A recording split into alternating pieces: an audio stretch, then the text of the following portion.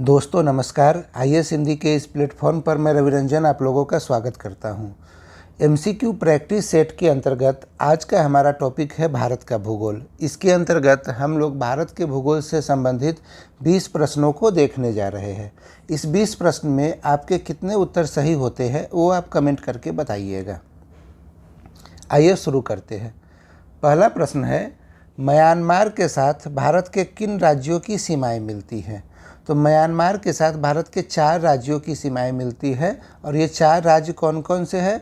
तो अरुणाचल प्रदेश, नागालैंड, मणिपुर, मिजोरम। ठीक है, तो हमारा उत्तर यहाँ पे हो जाएगा बी।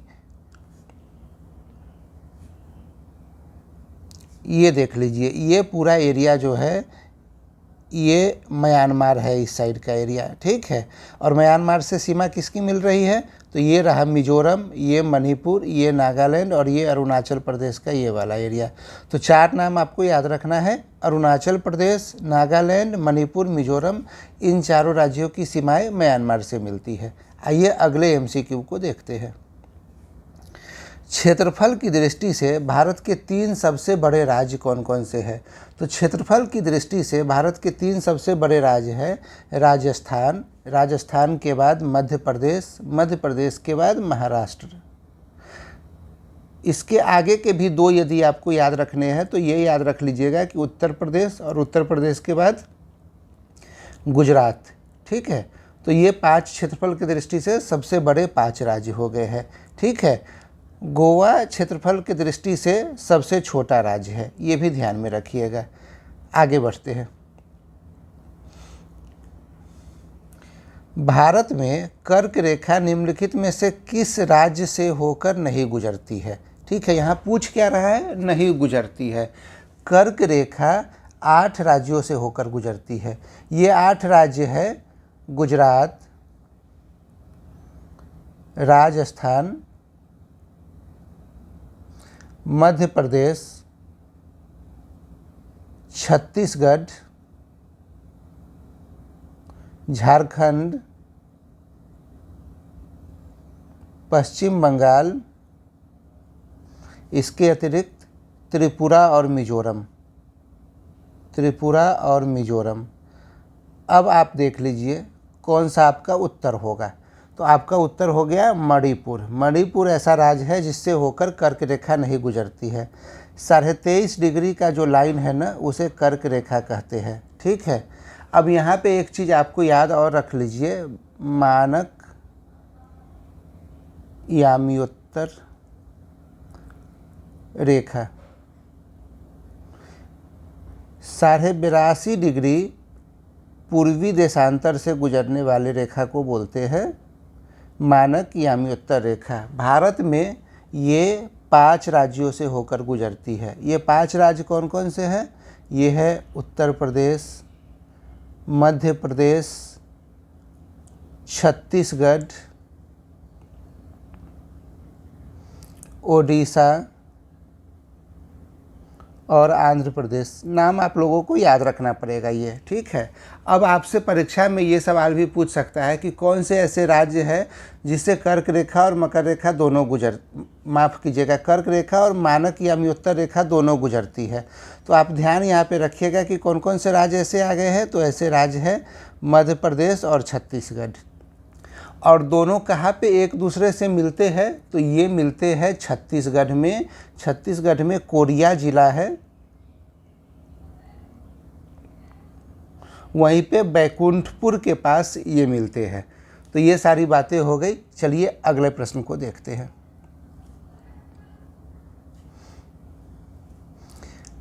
अगला प्रश्न है, डुरंड रेखा सीमा निर्धारित करती है।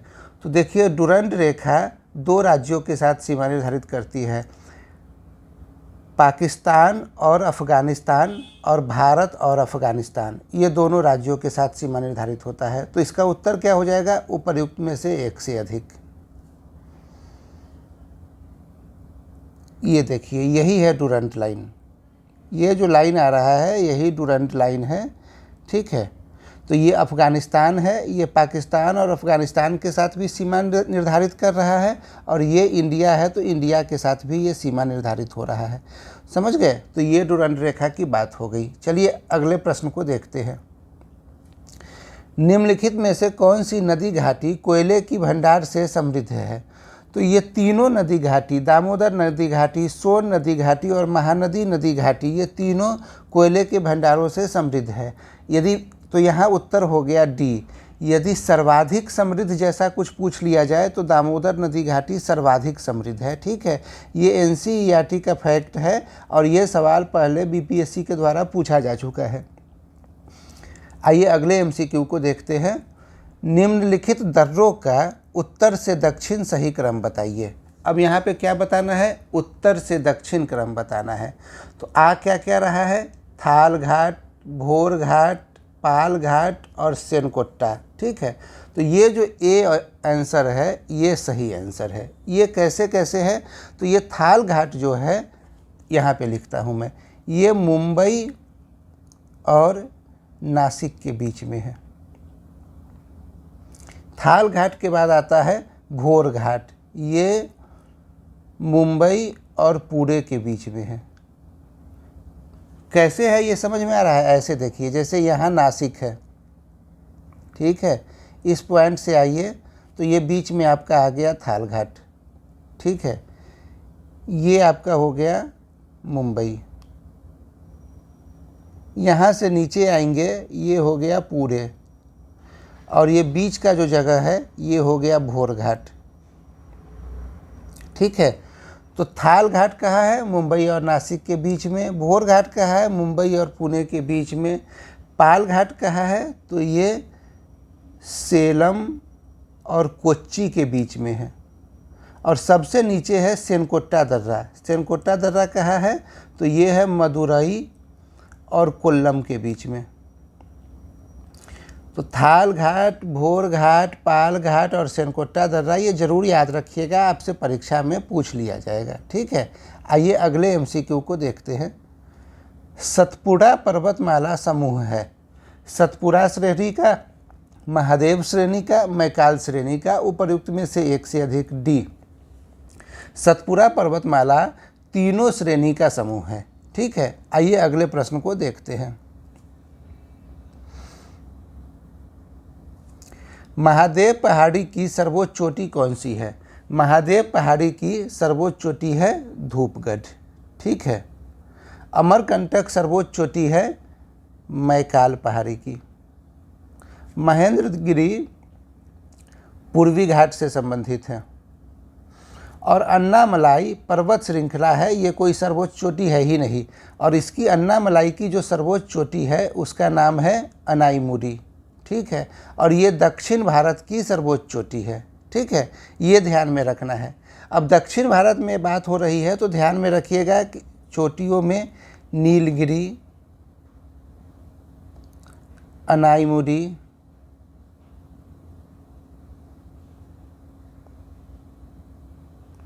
कार्डेमम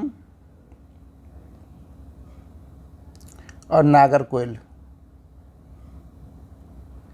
ये जो है ना, ये मैंने जो लिखा है, ये मैंने लिखा है उत्तर से दक्षिण। ये आपसे सीरीज मिलाने के लिए पूछ लेगा, तो आप इसको ज़रा ध्यान में रख लीजिएगा। ठीक है, और जब भी ज्योग्राफी पढ़ते हैं तो मैप का यूज किया कीजिए। जब आप लोग मैप में देखते रहिएगा ना लोकेशन, तो फिर चीज़ें ज़्यादा दिमाग में छपती जाएगी।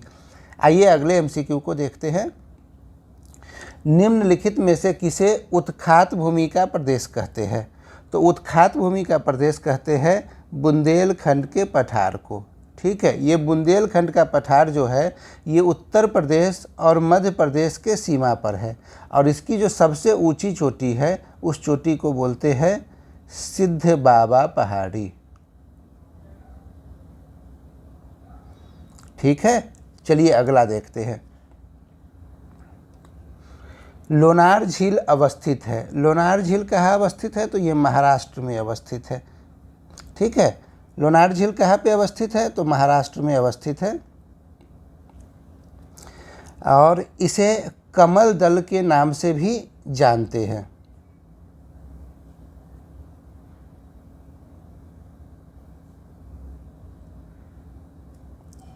ये देख लीजिए, ये रहा लोनार झील।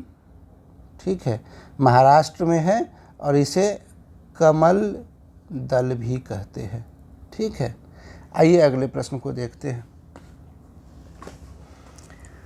लौह अयस्क से संपन्न बाबा बुदन की पहाड़ियाँ हिस्सा है। तो ये यहाँ पे बस आपको कुछ भी याद नहीं रखना है, बस इतना याद रखना है कि ये मैसूर के पठार का हिस्सा है। ठीक है, और ये क्यों है फेमस बाबा बुदन की पहाड़ियाँ? तो बाबा बुदन की पहाड़ियाँ लौह अयस्क के लिए फेमस है, ये तो प्रश्न में ही दे दिया गया है, तो ये भी ध्यान में रखना है। आइए अगले प्रश्न को देखते हैं। निम्नलिखित में से किस क्रम की चट्टान नवीनतम है? अब यहाँ पे आप थोड़ा सा बातों को समझ लीजिए। अभी ये जो है ये मैंने लिखा आर्कियन, ये सबसे पुरानी चट्टान है भारत में। ठीक है, ये विश्व में। इसके बाद धारवाड़ क्रम की चट्टानें आती है। ठीक है, आर्कियन, फिर धारवाड़, धारवाड़ के बाद कुडप्पा, कुडप्पा के बाद आता है विंध्यन, विंध्यन के बाद गोंडवाना, फिर दक्कन, फिर टर्शियरी। ठीक है, फिर सबसे लास्ट में क्वार्ट्सनरी। ठीक है, ये आर्कियन सबसे पुराना है। बुंदेलखंड के नीस में इसके कुछ अवशिष्ट के स्रोत मिलते हैं। ठीक है, धारवाड़, धारवाड़ आर्कियन से नया है। ठीक है, और ये जो है धात्विक खनिज के लिए फेमस है। ये आपसे परीक्षा में पूछेगा, इसीलिए ये ध्यान में रखिएगा। जो भी लोहा सोना ये सब मिलेगा ना, वो धारवाड़ क्रम के चट्टानों में मिलेगा। तो ये धात्विक खनिज के लिए फेमस है। इसके बाद आता है कुडप्पा, कुडप्पा बलुआ पत्थर, संगमरमर आदि के लिए फेमस है। विंध्यन लाल बलुआ पत्थर के लिए फेमस है।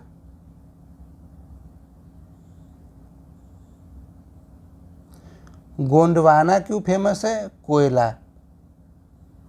ये सवाल ऑलरेडी यूपीएससी में पूछा जा चुका है। ठीक है, तो आप लोग इसे ध्यान में रखिएगा। दक्कन क्यों फेमस है? काली मिट्टी। टर्शियरी क्रम के चट्टान में ही हिमालय का विकास हुआ था। और क्वार्ट्सनरी क्रम के चट्टान में क्या मिला है? तो जलोढ़ मिट्टी, बांगर मिट्टी, ये सब यहाँ पे मिला है। तो आपसे सवाल पूछा जा रहा है कि इसमें से सबसे नवीनतम कौन है? तो सबसे नवीनतम तो यहाँ पे आपको पता चल गया है कि टर्शियरी क्रम जो है ये सबसे नवीनतम होगा। आप इसको नोट कर लीजिएगा, ये आपके बहुत काम का फैक्ट है जो आपको आगे काम आने वाला है। चलिए अगले प्रश्न को देखते हैं।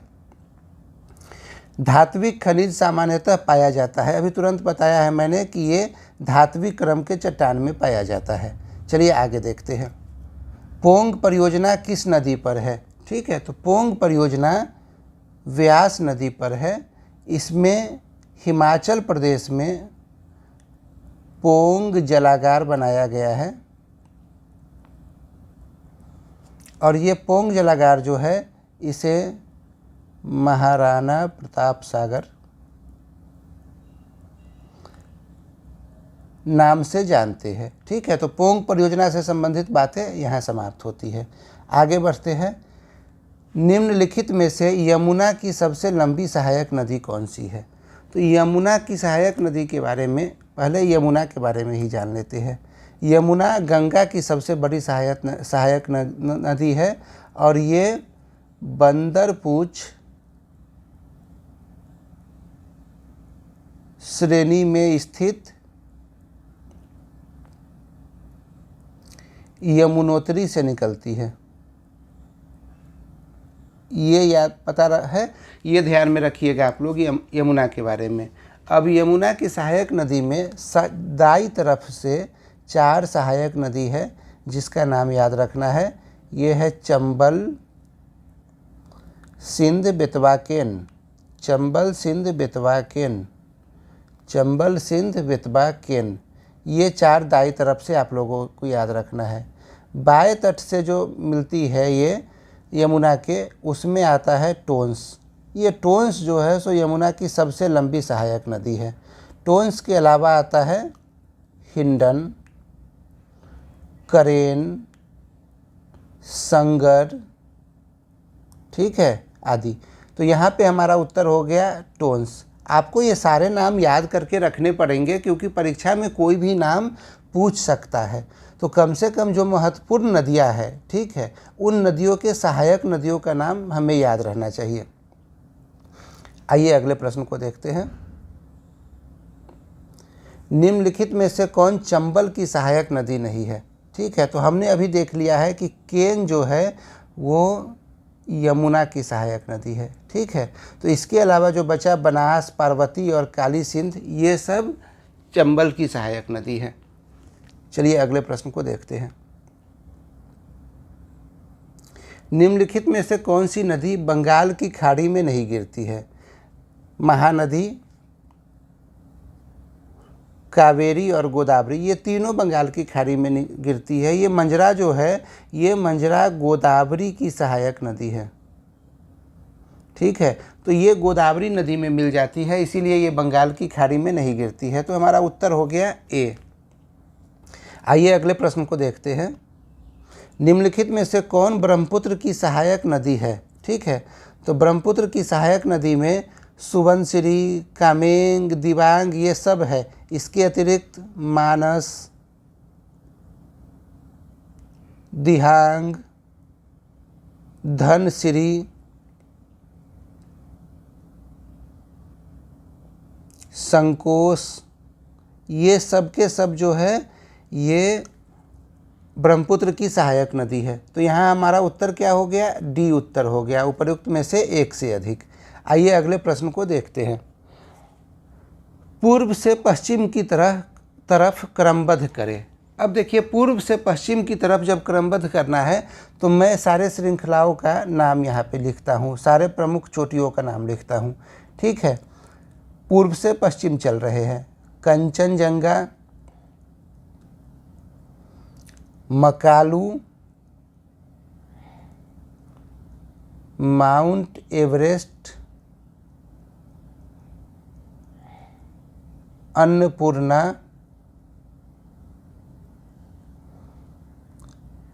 धौलागिरी, नंदा देवी,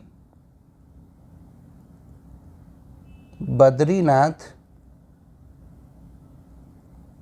केदारनाथ और सबसे अंत में ये नंगा पर्वत जो एकदम पश्चिम में पड़ता है।